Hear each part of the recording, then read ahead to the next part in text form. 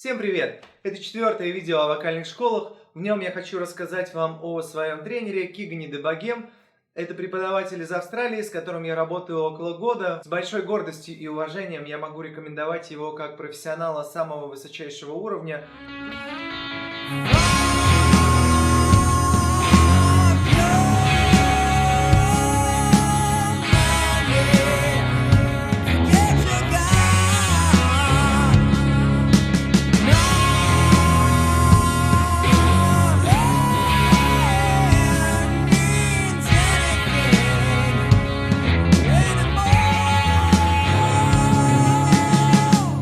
И в этом видео хочу рассказать немного подробнее об особенностях работы с ним. Насколько я вижу, в жизни всегда либо развитие, либо деградация. Я думаю, что чем большему ты можешь научиться, тем большему ты можешь научить. Поэтому с большим интересом изучаю разные методики и подходы к постановке голоса. Я очень люблю, как поет Крис Корнелл. И сидел я как-то и думал, если он так круто поет, наверное, кто-то же его научил, или, может быть, он сам научился. И с этой мыслью я блуждал по ютубу, смотрел разные ролики и наткнулся на канале Кена Темплина, о котором мы говорили, на ролик, где сам Кен Темплин рассказывал о том, что он учился у преподавателя, который учил его, Кена Темплина, и Криса Корнелла. И этот преподаватель Рон Андерсон. And I, in fact, have had the privilege of working with a lot of different vocal coaches over the years, but one in particular is a vocal coach by the name of Ron Anderson. Мне стало жутко интересно, что это за Рон Андерсон и как можно прикоснуться к его знанию. Короче, стал я искать инфу про него. И информации про Рона Андерсона на тот момент в ютубе было очень мало. Но я нашел его сайт, и действительно там в разделе «Клиенты» есть фотка, где Крис Корнелл и Рон Андерсон стоят как учитель и ученик. И, в общем, это все очень интересно, конечно. Но до самого этого Рона Андерсона достучаться у меня не получилось. Я отправил ему письмо на почту с вопросом, сколько стоят его уроки, но чем больше я находил информации о Роне Андерсоне, а он учил петь и Джареда Лето, и вообще половину Голливуда, тем отчетливее я понимал, что вряд ли я смогу сейчас до него дотянуться. Позже я узнал, что он работал с Крисом Корнеллом уже в 2000-х и не совсем имеет отношение к формированию именно его голоса и его подхода, но об этом я, наверное, расскажу как-нибудь в другой раз, если будет интересно. Короче, пока я искал инфу о Роне Андерсоне, я нашел канал Кигана. Мне очень понравилось, что Киган поет просто перед камерой, не используя никаких дополнительных микрофонов или обработок. In my eyes, indisposed, in disguises no one knows, hides the face, lies the snake, in the sun and my disgrace. И посмотрев его видео, я понял, что он очень точно понимает технику пения Криса Корнелла и Лейна Стейли. Это именно то направление в вокале, в котором мне интересно развиваться именно самому, не сколько как преподавателю, сколько просто как человеку, который любит петь. В общем, я стал работать с ним. Подход Кигана к обучению вокалу я могу назвать лазерным. Он не пытается охватить все и сразу в голосе, напротив, он очень точно и точечно работает с отдельными элементами голоса. Дыхание отдельно, голосовые связки отдельно, резонаторное пространство отдельно, гласные, согласные. И эта лазерность очень важна. Любой сложный элемент состоит из нескольких более простых. И для того, чтобы властвовать, нужно разделять. Если взять, например, строчку «Я flower has come today». Для того, чтобы, например, такие моменты получались легко, необходимо просто высокие ноты разложить на составные элементы. То есть дыхание и опора, работа голосовых связок, работа резонаторного пространства, гласные, согласные. И когда все эти элементы прорабатываются отдельно, то будет гораздо проще и эффективнее собрать это все дело вместе. И подход Кигана именно в этом. Он отдельно и очень точечно работает с разными элементами голоса. Your flower has come today, led by the fire of your temples burning. Также, работая с Киганом на английском, я смог немного под другим углом взглянуть на русский язык, его особенности и какие-то сложности для вокала. Если американский акцент или, например, итальянский язык сами по себе провоцируют хорошо петь, то русский или вот австралийский акцент – это такие достаточно гортанные штуки, которые провоцируют мышцы гортани сжаться, и это как раз-таки нам не нужно, если мы хотим петь. Например, чисто в силу русского акцента, такие звуки, как Б, П, Т, Д, они очень гортанные и провоцируют мышцы около гортани сжиматься. Американцы же формируют согласные звуки, как правило, за счет этой зоны: губы, зубы, кончики языка. Не гортань, Б, П, без таких вот ударов. И тут нужен отдельный подход к каждой группе согласных.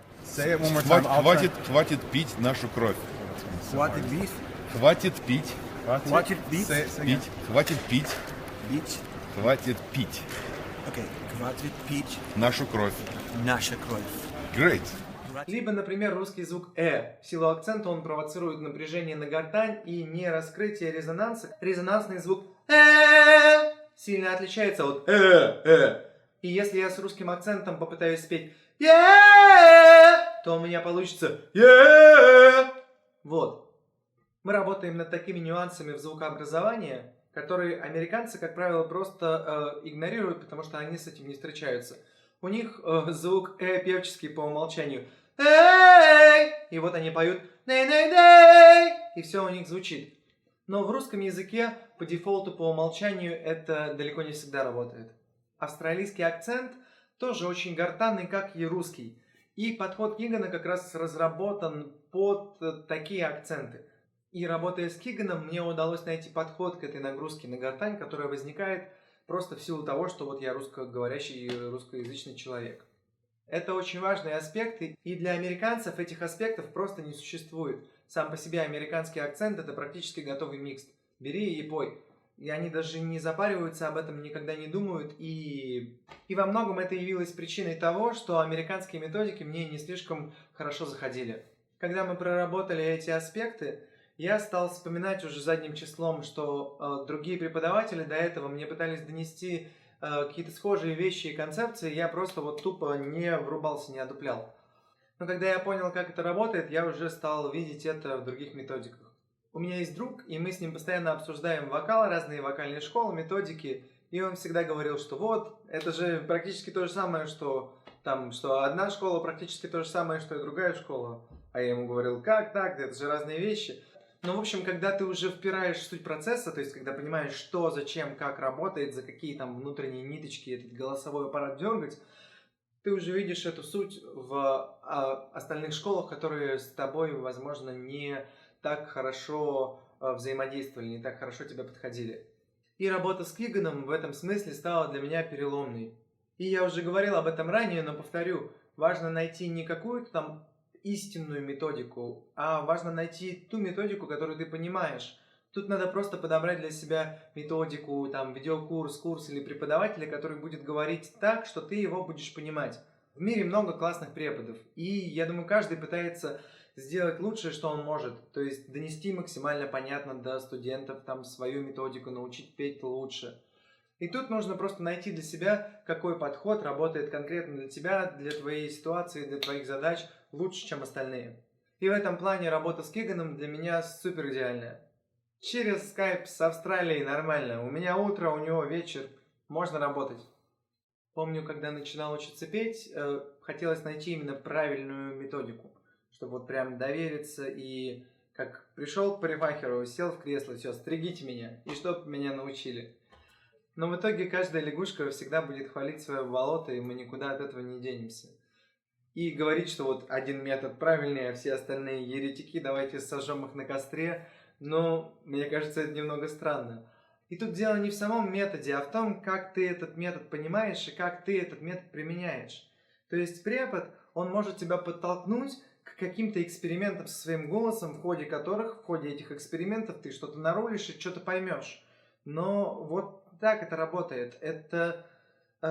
И сейчас вот, работая с Киганом, я думаю, так вот же мне врач фонопед об этом и говорил. Или вот мне классический преподаватель из университета об этом говорил. Или вот там в CVT примерно какая-то похожая точка. Где-то там это немного отличается. Но по большому счету это разные способы описать одно. Если ты пытаешься на себя применить какие-то инструкции, которые ты не одупляешь, просто не понимаешь, и у тебя не получается, то это не значит, что у тебя нет таланта. Это просто значит, что это не совсем подходящая инструкция. И что ты можешь найти какую-то более подходящую для себя и получить лучший результат. И тут вопрос в том, что это может быть об одном и том же. Резонанс, плейсмент, пинг, яркость можно научить по-разному. Звук N можно сделать так, что голос станет либо звонким, либо плоским. В общем, пока учишься петь, если что-то не получается, как-то что-то не работает, голос так не звучит, как ты хочешь и так далее, не получается одним способом, найдется какой-нибудь другой. Главное искать, примерять на себя, смотреть, пробовать. И тут правило такое: даже слепая свинья найдет свой желудь, если не прекратит копать. Вот. Спасибо за просмотр видео. Я сейчас думаю о том, какую бы следующую серию видео снять. Может быть, это будут типичные ошибки новичков, или вернусь к анализу разных вокалистов, разборам, не знаю. Пока думаю. Если есть какие-то предложения, пожелания, пишите в комментариях. Пока!